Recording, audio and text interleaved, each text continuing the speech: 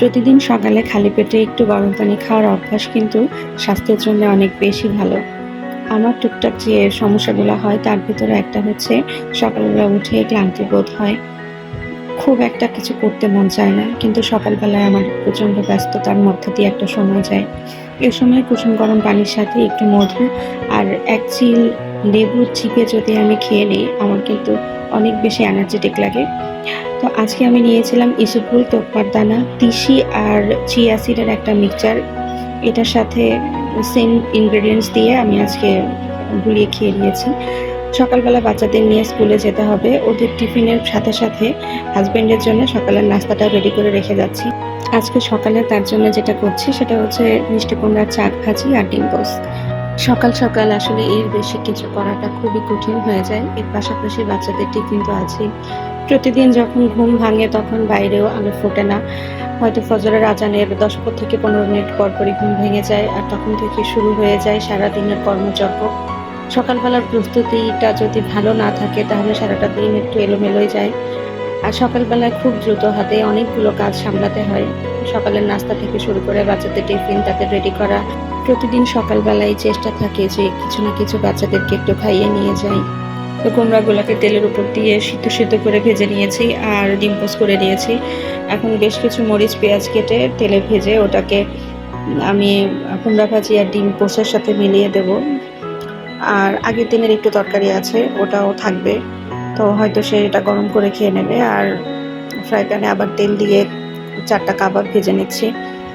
আর বাসায় সসেজ আছে, সসেজ দিয়ে পোলাও ভাজি করে নিয়ে যাব। ফ্রাইড রাইস মনে করে ওরা হয়তো পছন্দ করে খেয়ে নেয়। তো আজকের এই জন্য ওদের টিফিন থাকছে হচ্ছে ফ্রাইড রাইস আর কাবাব। এটা ওরা খুব পছন্দ করে। এখন স্কুলে চলে এসেছি, বাচ্চার একজনের ছুটি হয়ে গেছে, তাকে নিয়ে এখন বাসায় ফিরছি। বাসা থেকে স্কুলের দূরত্ব তো আগেই বলেছি অনেক দূরে। আর এই যে এই রোডটা দিয়ে যারা প্রতিদিন যাওয়া আসা করেন তারা অবশ্যই চিনবেন।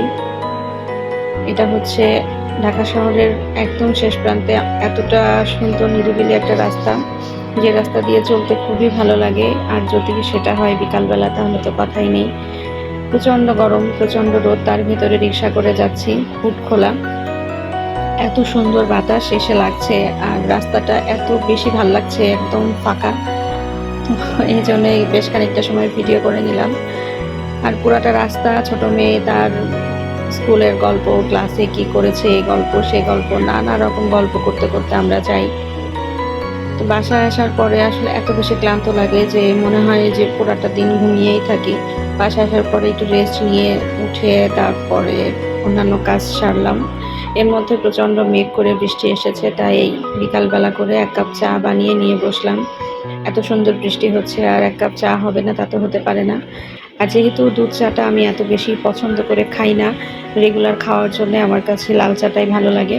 আমি কখনো কখনো এটাতে চিনি অ্যাড করি, আবার কখনো বা মধু। তবে বেশিরভাগ সময় চেষ্টা করি চিনি বা মধু কোনো কিছু না দিয়ে একদম লিকারটাই খেতে। আজকে যেহেতু বৃষ্টি হচ্ছে একটু আয়েশ করে খাবো, তাই চিনি অ্যাড করেছি। কারণ আজকে আমার চায়ের সাথে আমার পছন্দের টোস্ট আছে। তো এরপর চলে এসেছি রান্নাঘরে। এখন রান্নাঘরটা একদম ক্লিন করে রাতের রান্নার জন্য প্রিপারেশন নিব। তো এই পর্যন্ত যারা ভিডিওটা কন্টিনিউ করেছেন তাদের সবার কাছে অনুরোধ থাকলো একটা লাইক দিয়ে সাবস্ক্রাইব করে পাশে থাকবেন।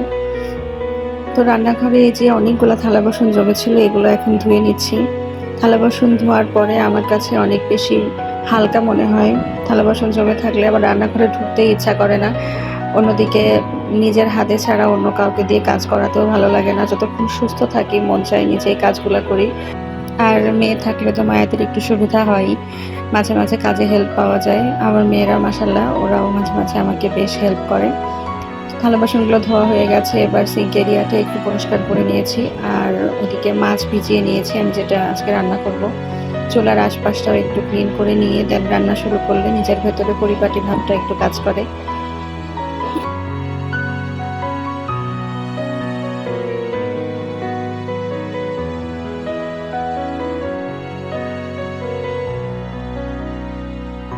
ফ্রিজ খুলে দেখলাম বেশ কয়েকদিন আগে আনা অনেকগুলো বরবটি আছে। বরবটি সিমগুলো ভাবছি আজকে ভাজির জন্য কেটে নিব। বেশ কিছু বরবটি ফুলে গেছে, এইগুলো আর খাওয়া যাবে না, তো ওগুলো ফেলে দিচ্ছি। আর যেগুলো ভালো আছে সেগুলো ঝটপট করে কেটে নিচ্ছি। আজকে আমি বরবটি কিন্তু অল্প তেলে ভাজি করব, এজন্য বরবটিগুলো কেটে তারপরে এটাকে আমি সিদ্ধ করে নেব। তো অন্য চুলায় দিয়ে দিয়েছি ফ্রাই প্যান, আর অল্প অল্প করে কিছু মশলা দিয়ে আমার অনেকগুলো কাবুলি ছোলা সিদ্ধ করা ছিল, এগুলাকে হালকা করে একটু ভেজে নেব। তো ভাবছি সন্ধ্যার নাস্তায় বাচ্চাদেরকে এটাই দিব। আর 3টা ডিম সিদ্ধ করে নিচ্ছি। ছোলাতে আছে পর্যাপ্ত পরিমাণ প্রোটিন, আর এর সাথে যাবে ডিম। তো মোটামুটি স্বাস্থ্যকর খাবার হবে। আর এটাতে আমি সামান্য একটু চাট মশলা দিয়ে দেব। আজকের সালাদের অপশনে থাকছে পেঁপে কুচি। পেঁপে কুচি দিয়ে কিন্তু সালাদ করা যায়। চিজ গ্রেটার দিয়ে পেঁপেগুলোকে একদম কুচি কুচি করে কেটে নিয়েছে, তাই ওদের মুখে খুব একটা বাঁধবে না, আর কোনো অবজেকশনও থাকবে না। সাথে সাথে পুষ্টিকর একটা খাবারও হবে। তো এভাবেই আজকে সন্ধ্যার নাস্তাটা হয়ে গেল। এটা কিন্তু মানে কেউ যদি চিন্তা করে যে ডিনার হিসেবে রাখবে তাহলে সেটাও রাখা যায়। তারপরে আমি বাচ্চাকে কিছু সময় পড়িয়েছি, দেন চলে এসেছি রান্নাঘরে। এখন এই যে বরবটিগুলো সিদ্ধ করে রেখেছিলাম ওগুলোকে তেলে দিয়ে নিচ্ছি। তেলে দেওয়ার জন্য আমি কড়াইয়ে তেল দিয়ে তার উপরে পেঁয়াজ কুচি আর রসুন কুচি দিয়েছি। ইচ্ছা করলে সামান্য একটু গোটা জিরা দেওয়া যায়। ওটা ভেজে তারপরে সিদ্ধ করা বরবটিটা দিয়ে হালকা সময় আর কি চুলার উপরে রেখে নাড়াচাড়া করে নামিয়ে ফেলবো। এটার ভিতরে আমি কোনো হলুদ অ্যাড করি নাই। আর আজকে ইচ্ছা করে আলু দেই নাই, একটু পেঁপে দিয়েছি সিদ্ধ করার সময়। তো মাশাআল্লাহ খেতে কিন্তু খারাপ লাগে নাই, ভালোই লেগেছে। তো এখন রান্না করব করলা দিয়ে পাঙাশ মাছ। কারা কারা করলা দিয়ে পাঙাশ মাছ খেয়েছেন জানাবেন। করলাগুলো একটু মোটা মোটা করে কেটেছি। এখন আমি পাঙাশ মাছটা লবণ হলুদ মেখে তারপরে এটা তেলে ভেজে নেব। পাঙাশ মাছ ভেজে রান্না করলে আমার কাছে ভালো লাগে। একে তো পাঙাশ মাছে একটা তেলের গন্ধ থাকে, তার উপরে মাছটা বেশ নরম হয়ে যায়। আর ভাজার পরে মাছের ভেতরে একটু শক্ত ভাব আসে, আর যে তেলের গন্ধটা এটাও আমার কাছে মনে হয় যে একটু কমে যায়, কারণ ভাজা ভাজা একটা গন্ধ আসে। আর মাছ ভাজা তো আমি এমনিতেই পছন্দ করি। পাঙাশ মাছটা ভেজে রান্না করা যায়, এটা অবশ্য আমি শিখেছি আমার বিয়ের পরে। যখন শ্বশুর বাড়িতে কাউকে দেখতাম যে পাঙাশ মাছ রান্না করছে, তখন তারা একটু ভেজেই নিত এবং বলতো যে পাঙাশ মাছ ভেজে নিলে গন্ধটা কম হয়। তো আমি আজকে যেহেতু করলা দিয়ে রান্না করবো, তাই পাঙাশ মাছের মাথা চোয়ালের অংশটাও তরকারির ভেতরে দিয়ে দিব। তো বেশ খানিকটা মাছ এবং মাথা টাথা দিয়ে হয়েছে। আমি ভাবছি যে এতগুলা মাছ রান্না করছে, এটা শেষ হবে কিনা, নষ্ট হয়ে যাবে কিনা। কারণ আমাদের বাসায় মাছ খাওয়ার মানুষ কম, মাছ পছন্দ করে এরকম মানুষ শুধুমাত্র একজনই আছে।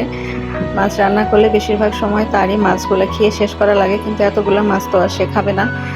না জানি আজকে আমাকে হয়তো বকাই খেতে হতে পারে যে কেন মাছ খাই না। তো মাছের এই তরকারিটা আমার কাছে মনে হচ্ছে ভালো হবে, এই মনে করে রান্না করছি। হয়তো বা আমাদের সবারই 2-1 পিস করে বেশিই খাওয়া হবে আজকে। তো এবার এই যে মাছগুলো ভেজে নিয়ে উঠিয়ে নিয়েছি, তারপরে তেলের ভেতরে দিয়ে দিয়েছি মরিচ পেঁয়াজগুলোকে হালকা ভেজে আমি সব রকম মশলা দিয়ে নেব। রসুন বাটা, ধনে গুঁড়া, জিরে গুঁড়া, তারপরে মরিচের গুঁড়া, লবণ, হলুদ, এগুলো দিয়ে এবার হালকা একটু পানি দিয়ে মশলাটাকে একটু কষিয়ে নেব।